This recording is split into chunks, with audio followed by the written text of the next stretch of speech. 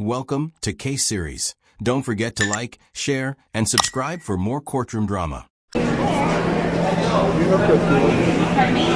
the vaccination QR code? Pardon me? The vaccination QR code? A QR code for what? For vaccination that you have to do. Well, me and my family are actually, we live 2 hours away and we came to sit down and I need to feed my kids. So You guys need to sit on the benches over there. Sit where? Like only vaccinated people and people who are having the proof are allowed to sit over here. So only if you have proof you can sit here. Yeah. But where am I supposed to sit with my kids and my family? There are benches over there. Sit on a bench. Yeah. So I can't have access to a table or... So I don't have access to be treated the same as everybody else. We're diving into one of the most outrageous mall confrontations you'll ever see. And it's a classic case of what happens when self-entitlement collides with private property rules. At the center of it all, a self-proclaimed victim who thinks science, laws, and mall policies don't apply to her family. This isn't just a heated debate about QR codes and vaccination proof. This is a public meltdown packed with accusations of human rights violations, threats of lawsuits, and comparisons to historical oppression. Stick around, because what starts as a simple mall food court disagreement spirals into a full-blown Karen saga with legal threats, wild claims, and some truly head-shaking logic. Let's break it all down. That need a table and... There might be, there are tables nearby that street. Can you show me? Because I don't see what you're talking about.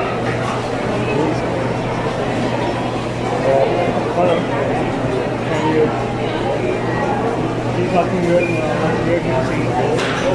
If you go one corridor over, there's a popcorn store, and in front of it there's like 5 or 6 different white tables with like groceries around the each. So I would recommend that for the day. There are benches and couches and tables. You know, that's 100. So I have to go down the mall and do this in a different section because I can't report with everybody else. Yes. So are you aware that's a huge violation of human rights right now? Huge. Private property. No, it's not private property. Do you see all these people? They're all shopping here. No, I want you to listen, and I hope everybody hears this. Yes. Because this is not private property.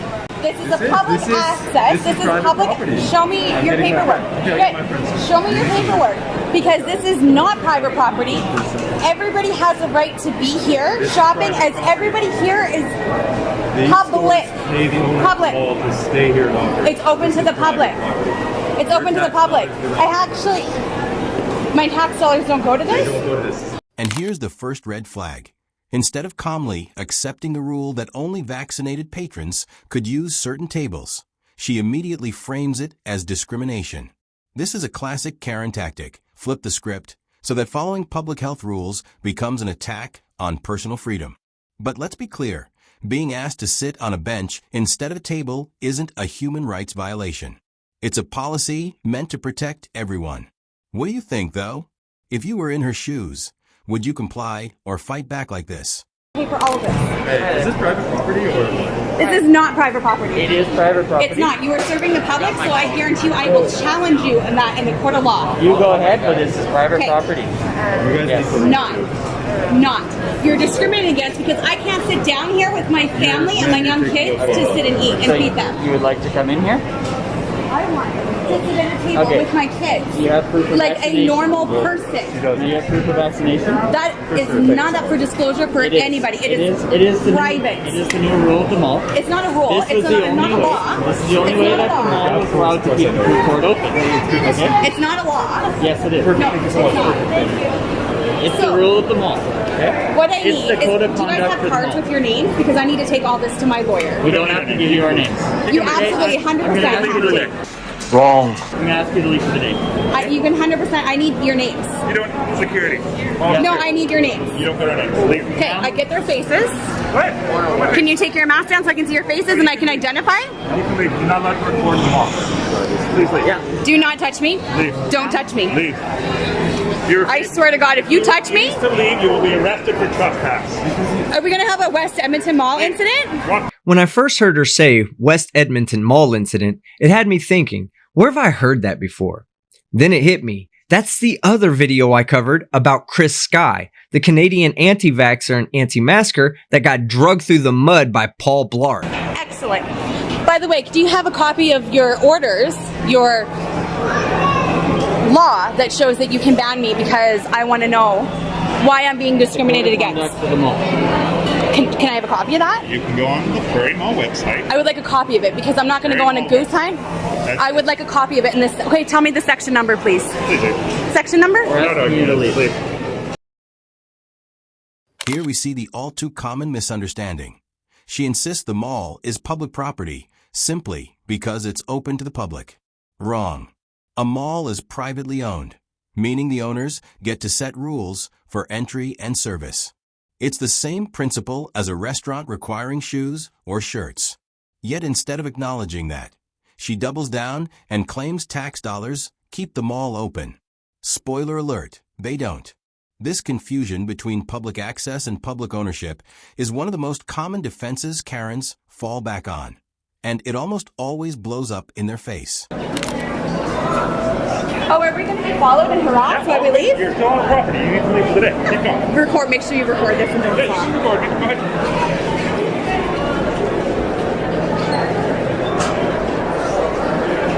So the sooner everybody stands up against this, the sooner it ends.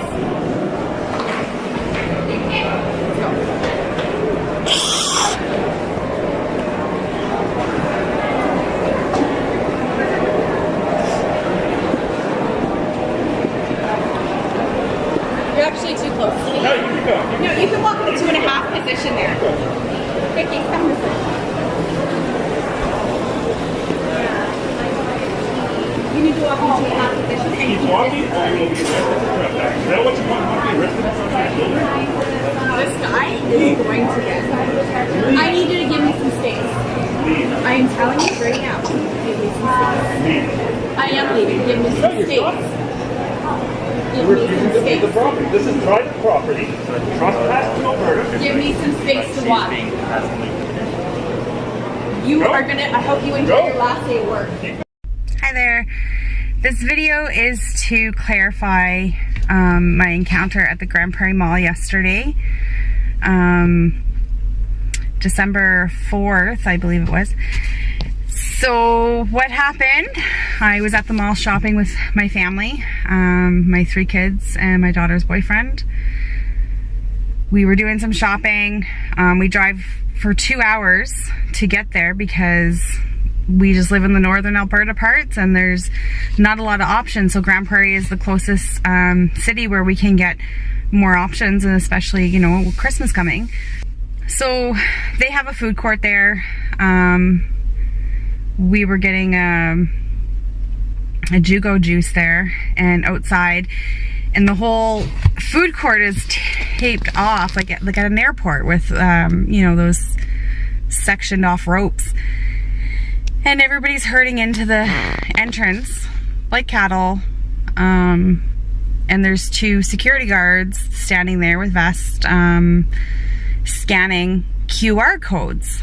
And this is the only place that I had seen tables and chairs that you can sit throughout the mall. And in previous visits to the mall, this is where I go and I sit and I feed my kids or have a little break or whatnot. So yesterday I couldn't do that because I didn't have a QR code. And when I was asked about my QR code and to provide proof of vaccination status, I replied that I was not willing to disclose that information. It's my own personal information that I'm not disclosing to. And here comes the escalation. She threatens to challenge the mall in a court of law for denying her a table. This moment is textbook entitlement. When faced with a simple policy, she skips past discussion and jumps straight to legal war. We've all heard it before. You'll lose your job. I'll sue. I know my rights. But the reality? Lawsuits require a legal foundation, not just outrage. And private businesses refusing service, especially under a government health mandate, is not illegal discrimination. This is where drama overtakes logic. But let's back up. When I first, the first 2 security that I encountered, if you watch the video, the first 2 that are scanning everybody's QR codes or whatever, The conversation was pretty decent. I had asked them where I was supposed to sit and feed my kids. And they said, well, if you go down the hall, right there around the corner, there's a bench. And I didn't think that that was acceptable. I said, so a bench? Like I have to sit in the middle of the mall with people walking by me and feed my kids at a bench. Okay. There's no tables or anything. And he said, well, down in front of the popcorn place, there's some tables. And I said, well, can you show me? Because I'm not sure what you're talking about. Can you show me? I just walked down and past that area and I didn't see them. So the guards, or the two men standing there scanning, they got on the radio, and that's when they called over more security. The other security guards came over. There was one in particular in the video. He's the tallest of them, tall, thin, blonde guy. For quite a mouth on the guy, he should know where his power of authority comes from and be able to tell people right off the top where his sections and acts for the force that he's using, for the things that he's enforcing. He should know where the power of authority comes from, and he couldn't tell me. He directed me to the Grand Prairie Mall website. I said that I didn't want to go on a goose chase. I wanted to know exactly what section it was, so I knew what I was looking for, and he refused to give it to me. They refused to give me their names. They told me I wasn't allowed to record, at which point I said, well, I mean, I need proof that this is happening and that you are not giving me your names. And he continued by telling me, you know, I wasn't welcome there, which I gathered he didn't want me there. He just wanted to encourage the situation and escalate it. And I quote, he said, and in the video it's there, do you want me to take you down in front of your kids? Because he was trailing behind me so close that I was fearing for my safety, and I kept turning around and asking him to back up, give me space so that I... Now the tension spikes. Security asks her to leave, and instead of walking out peacefully, she turns it into a showdown, demanding their names, filming them, and trying to corner them legally in real time. Notice how she frames herself as the victim while simultaneously provoking the guards. This is a key Karen maneuver. Create a conflict, record it, and then try to spin it for sympathy. But here's the real kicker. She even compares the enforcement of mall policy to Nazi Germany. That's not just offensive, it's historically absurd. But it makes for peak drama. I had have bent my wrist and pointed my finger, I probably could have touched his vest. I'm certain I could have. And I questioned the social distancing that is supposed to be occurring, at which he said, it doesn't matter. Okay, so what is the purpose of all of this?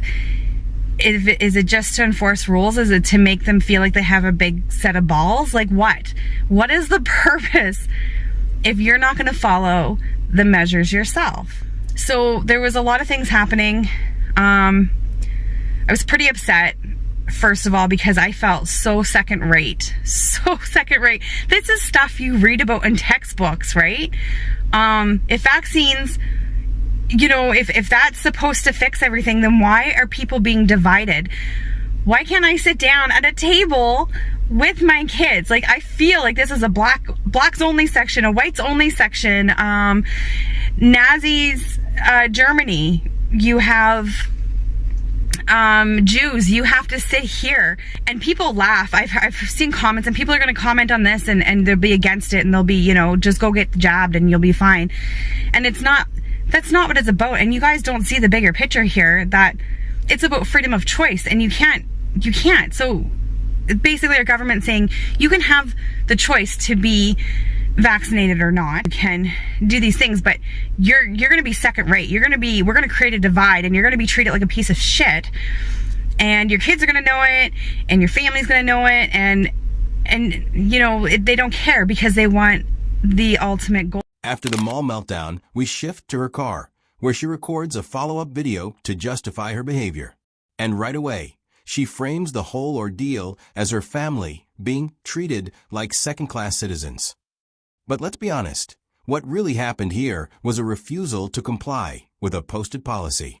Instead of taking responsibility, she paints herself as a freedom fighter standing up to tyranny.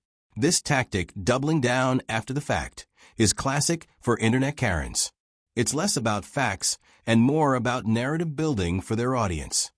Is what's happening right now is not okay. It's not right. I want to be able to go to a freaking mall and shop for Christmas and be able to sit down outside of my vehicle and feed my kids and let my kids have a stretch after driving